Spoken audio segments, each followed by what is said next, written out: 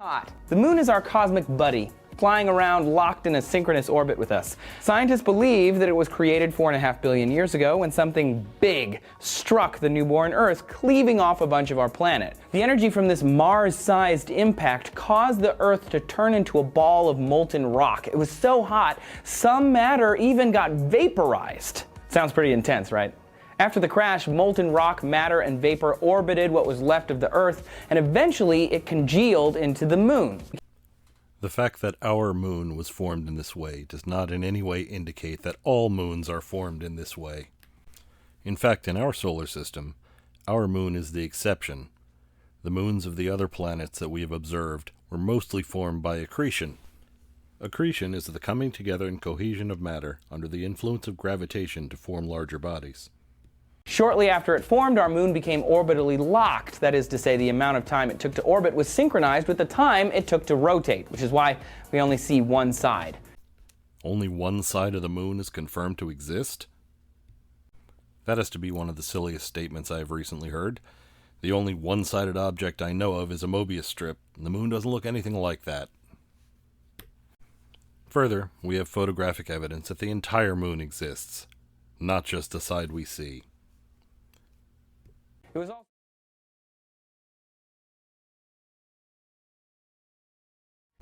already covered that. Accretion. Scientists have a pretty good idea of how the moon formed. The current theory is that about 4.5 billion years ago, a Mars-sized object called Theia collided with the Earth, ejecting material into space. This material then collected over what was left of Theia's core, forming Earth's only natural satellite. So your response to this theory is to add an LOL. That's your argument. LOL. Really.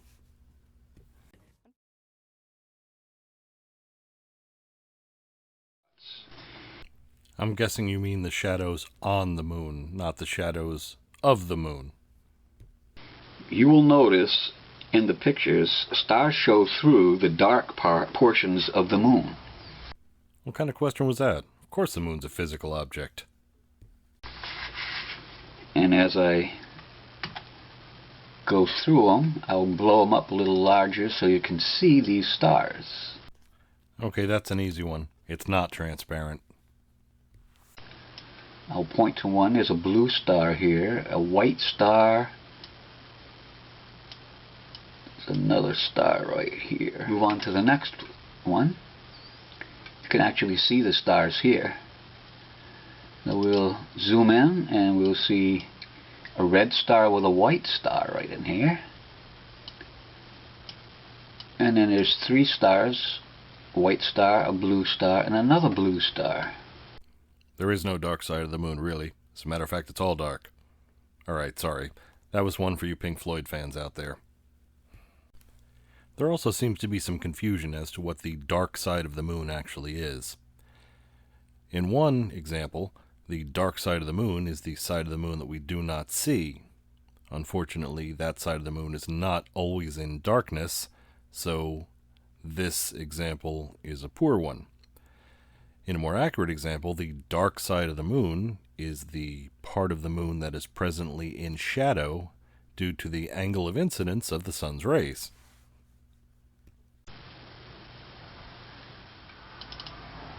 Okay, now this one here you can see the stars. 1, 2, that's pretty bright. And I'll zoom in on it. Ooh, look at that. There's an assertion without evidence. You all know how I love those. Besides, the creation of our moon cannot really be described as an accident anyway. It is the laws of physics that caused the collision that ended in the production of our moon. Now there's a red star, white star, showing through the moon. And another assertion without evidence. Moving on, you can see two stars here. There's another star here, two stars down the bottom, and another star here. So we'll zoom that up for you. There's the one on the bottom. Some stars shining through. The dangers posed by passing through these regions of higher radiation were mitigated by two factors. One being the aluminum skin of the spacecraft, and two, the limited amount of time spent in these regions of higher radiation. Also, we have one star shining through here. And we look at this, we see the stars shining through again. So what my point is the moon transparent? I've heard people talk about that. And as I see these pictures, I see that there's stars shining through like they had predicted. Another assertion without evidence: the moon is not a translucent disk. And as for the black sun thing, we're not happy just making fun of things that do exist. We have to add in a few things that don't exist, apparently. In case you're wondering why I've only been responding to the text that appeared over this video, and not responded to any of the assertions of stars being visible through the moon, I figured I would wait until the end, when he was done presenting all of his visible stars. The statement that these are stars visible through a translucent moon can be dismissed. The reason I say this is that all the visible stars have names. Did you notice in this presentation there was no reference to which stars are visible through the alleged transparent moon? If the photos that were presented were not altered in any way, the most logical explanation for what he claims are stars are in fact pixelation in the case of a digital image, or camera artifact in the case of actual film photographs. I guess the best argument against this foolishness would be a solar eclipse. If they're claiming we can see stars through a translucent moon, I would imagine we'd be able to see something as bright as the sun through a translucent moon.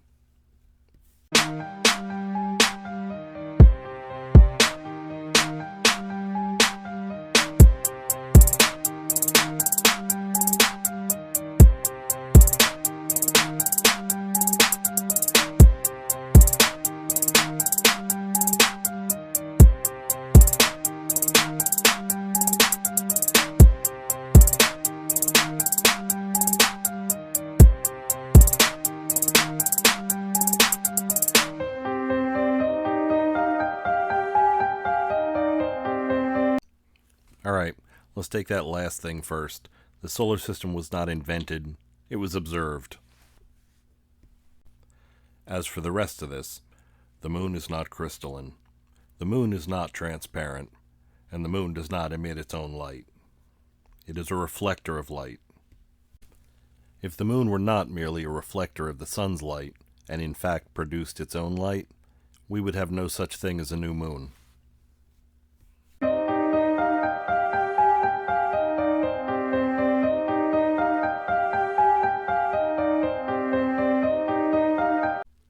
We can't see through the moon.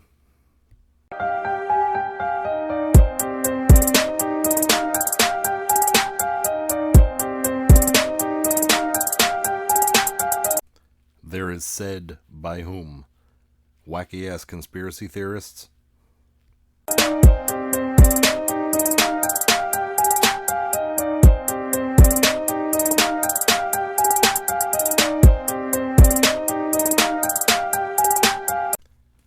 Okay, so the moon that we can see is not real. But there are a bunch of X-moons that we can't see that are real. Okay, I don't follow.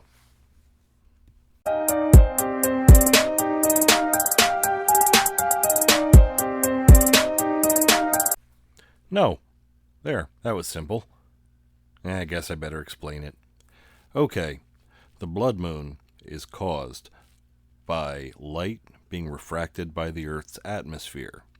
The reason it is red is because red light, being at a lower frequency and therefore lower energy level, is refracted inward more than the blue light and higher frequency light. That's what gives us the blood moon, or the red coloration.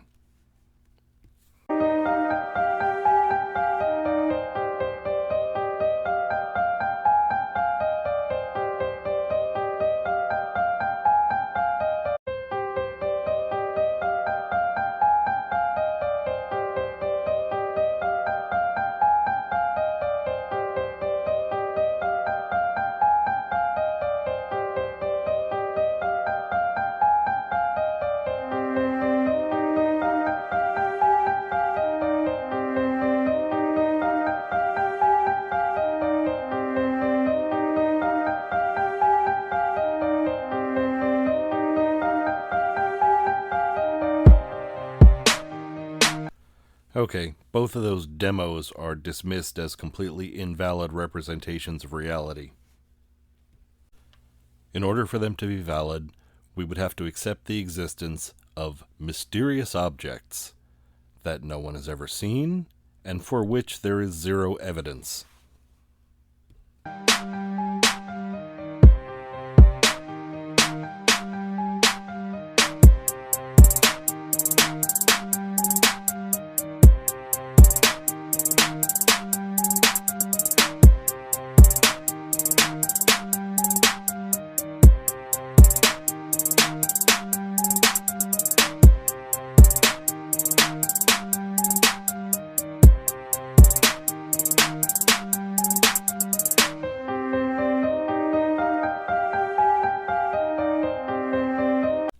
The Chinese yin and yang symbol has nothing to do with your flat earth foolishness. It is the union of opposites. Further, in your little model there, what exactly keeps the sun and the moon in the graphic moving in a circular path? Objects don't like moving in a circular path unless there's some force holding them there. You have yet to describe exactly what that is.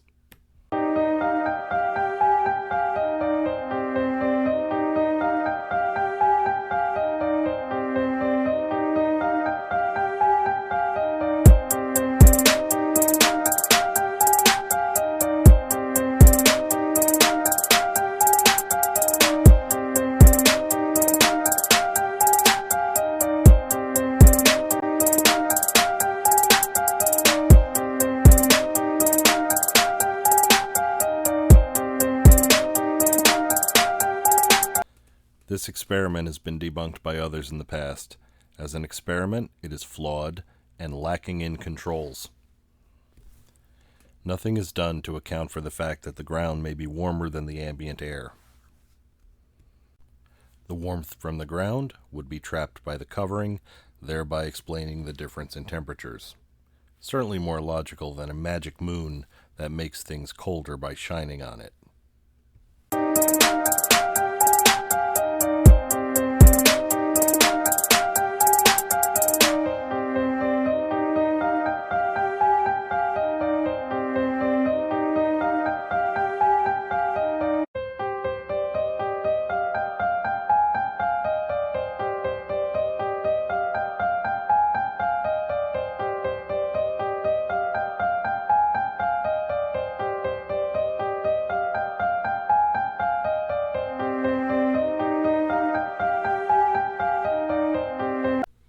Of course, a day moon is possible. The only people that claim it is not possible are those who fail to understand that the orbit of the moon around the Earth is not in the same plane as the orbit of all the planets around the sun, including the Earth. What's happening in this case is the sunlight is flying right past the Earth and hitting the moon, which is on the other side of the Earth.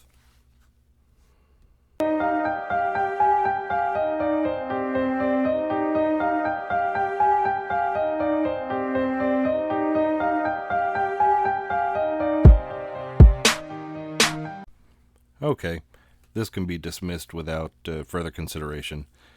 Did you notice that the two moons in question are identical? What would the chances be of two objects in the sky being identical? Twins. I would say 0. This is clearly either a double image on film or some instance of refraction. Now what I'm going to show you now, we have talked about, and many sharp-eyed viewers have known that this was an important thing about this clip for a long time. Here comes the wave. Look at the dark underlined crater in the center of your screen. Watch how it's displaced, almost like you're looking through water. There goes the wave backwards. Forwards, the wave hits the crater, displaces.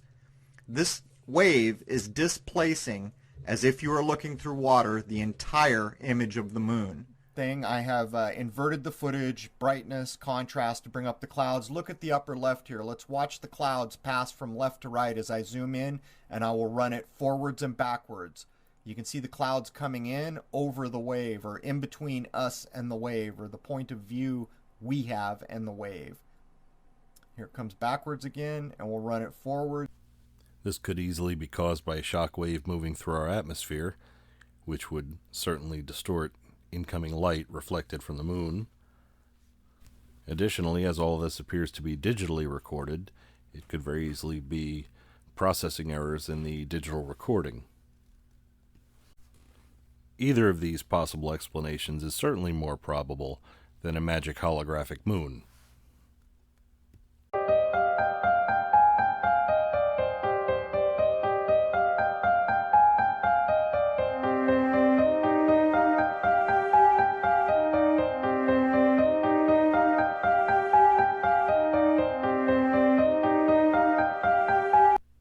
It's not reasonable doubt of anything. We're not seeing blue light through the moon. The source of the light that we see is between the moon and the observer. The blue sky we see is caused by sunlight refracted through our atmosphere, which is between the moon and the observer.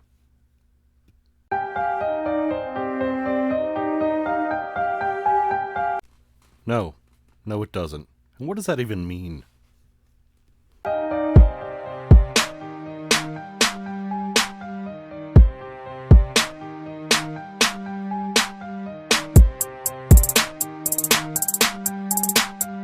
Oh, that's an easy one. That would be because we're the only country on Earth that blew the cash to put a person there. Other countries, however, have landed probes on the moon.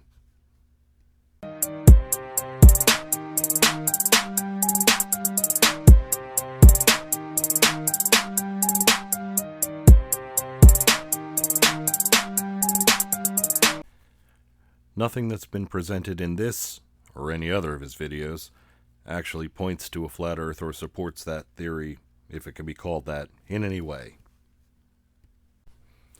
It's not particularly frustrating responding to this foolishness. What's frustrating is watching it. Anyway, thank you for watching, and if you like what we're doing at Science Deniers Hall of Shame, please like and subscribe. See you soon.